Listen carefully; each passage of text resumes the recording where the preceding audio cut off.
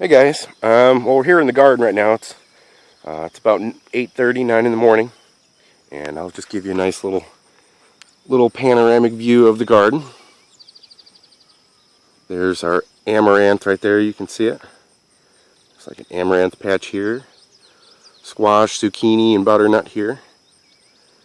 There's the corn and sunflowers. Big giant sunflowers already flowering over there. And some cucumbers and tomatoes, more corn and squash. But yeah, check this out. This is why it's important to leave weeds in your garden. Now, it's shocking to have me be a gardener and actually say that, because it's completely opposite of what you hear from almost everybody that grows food out there. Farmers, even people that don't have ever even grown their own food, will tell you that weeds are bad for your garden.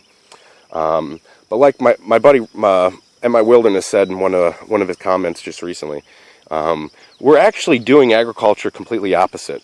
We're creating a sterile, manicured environment for our vegetables to grow in, and we're keeping the seeds from those. We're not making strong plants.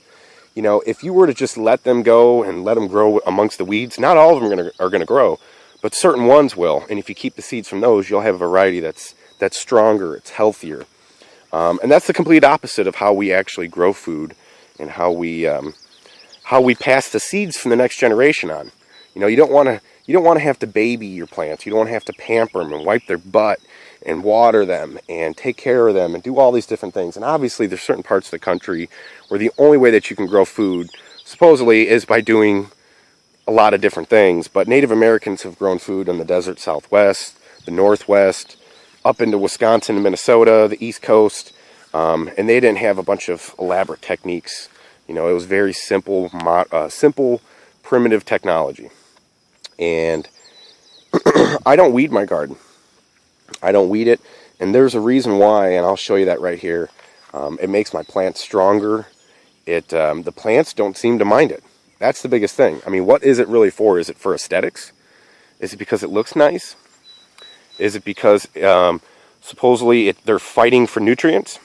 Even the whole nutrient argument I don't necessarily agree with, because a lot of things that grow in your garden are pioneer plants. The soil's been disturbed. It's lacking certain nutrients. So you actually have weeds that are trying to pull those nutrients deep down in the soil. And they mine it. They actually mine nutrients from deep down and deposit them on the surface. And the way they deposit them on the surface is the plant dies in the fall, and all those nutrients that dug way down deep with the long taproot are now on the top of the surface, and eventually that's how you build topsoil.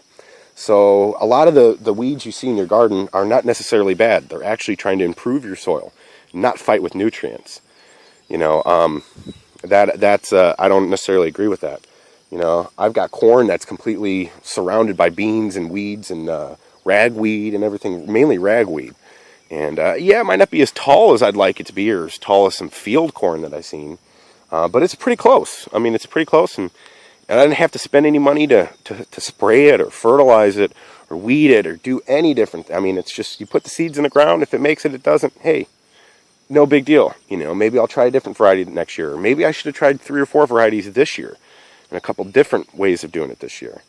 But basically, I don't necessarily believe in the whole having to weed your garden, and my garden's a pretty good example of that. You know, if you just kind of look at everything, I mean, that's grass growing right there. These are weeds growing right in here, working as a ground cover for my amaranth plants. I have these weird plants right here that I don't know what they are, but the bean beetles really love them. They love them so much that they're completely destroying the weeds. And that's good. If I can give something that would normally be eating my beans or anything else, if I can give them a food, like, oh look, they're actually mating. That's kind of interesting. There's 2 on here, and then there's 2 right there. So they're getting towards the end of their life cycle. They're just trying to pass the genetics along. But yeah, I mean, they completely devour these, and everywhere you go, I've got them. I mean, look at this. I mean, these guys would be on my vegetables right now, but this is all weeds. There's grass Here's cucumber. Here's some more of those beetles eating these guys. I mean, here's some wood sorrel, which is a really good lemony green. And here's more of the cucumber just kind of meandering through everything.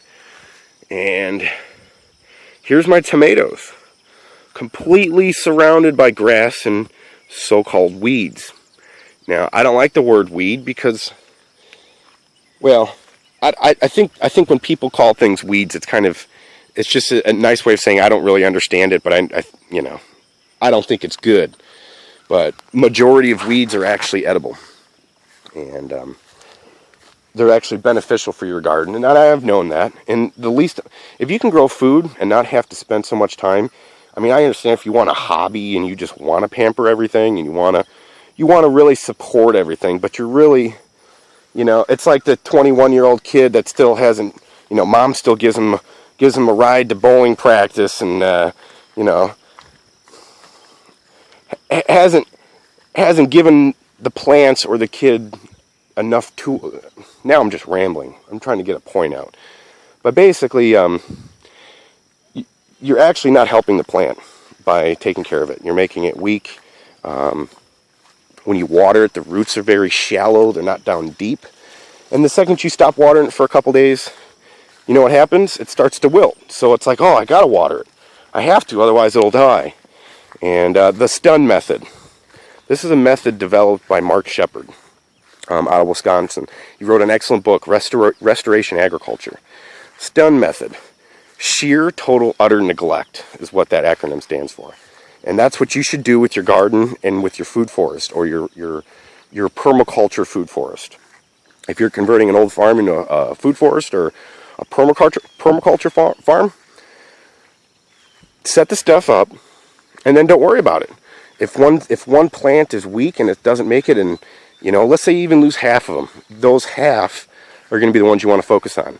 Those half are the ones that you're going to want to keep the seeds from for next year, because you've already weeded out the bad genetics. You've already let nature take its course. So if I have to water or take care of it, I don't want it. So that's pretty much about it. That's my little rant about weeds, and are they necessarily bad for your garden, or is that just a big misconception? Masanobu Fukuoka says do nothing. There's a do nothing farming, where you have more time to enjoy spending time with family and painting and writing poetry and doing whatever you want to do. You're not stuck having to be there maintaining it all the time. So, y'all take her easy, guys. To the next one.